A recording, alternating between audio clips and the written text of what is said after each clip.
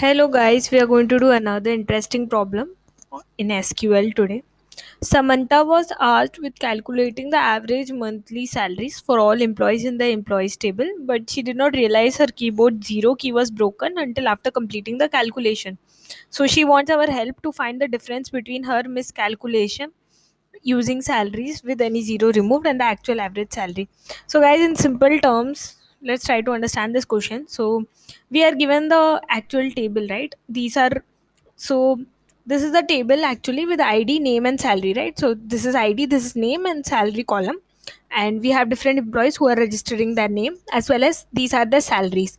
Now what Samantha did while calculating, she had to calculate the average salary of all her employees. So if she would have calculated, actually it would have turned out to be 2159, right? If she would have added all these four and divided by 4, it would have been 2159 rupees. But what she did was she missed all the zeros, right? Like in the first example, instead of 1420, she just took it as 142, and in the second case, instead of 2006, she just took it as 26. And this is what she has done. So now we have to calculate the error that she has made. That is, we have to find what is the difference between actual salary, average salary, as well as a miscalculated average salary that she has calculated. Okay, so let's break it down into a series of steps. So what we have to do is, first we have to calculate the average salary of employees, right? How would you have done the actual average salary of employees? You would have just done the simple query, right? Select average, and what the name of the column is salary. So select average of salary. So average is a inbuilt function that takes parameter salary, and you select it from the name of the table. The name of the table is given as employees. So you would have done this, right? So Samantha should have done this, but what she has done mistakenly is, what she has done is she has replaced zeros, right? So how do we calculate what is Samantha's table, right? This is the actual table, but what Samantha has done. So let's see what she has done is, she has taken average of something which doesn't have zeros, right? So she has miscalculated that.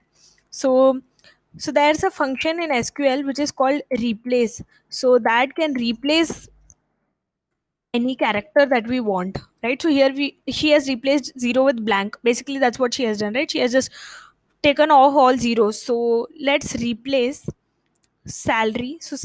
So replace function takes three parameters. First is the column, right? First is the column that it takes, and second is the character that we want to replace it with. So we'll replace it with blank. So this is what Samantha has calculated average. So this is what she has calculated.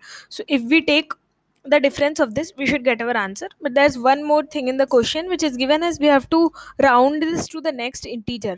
So round it up to the next integer. So we could have used the round function, but it will not round to the next integer. So we will have to use the ceil function. So the ceil function is going to round it to the next integer, and this should be right. Let's try running it. Okay, it's wrong. So let's see. Yeah, so it's right. So basically I put space instead of that. So yeah, you should give blank while replacing it. That's it. Thank you.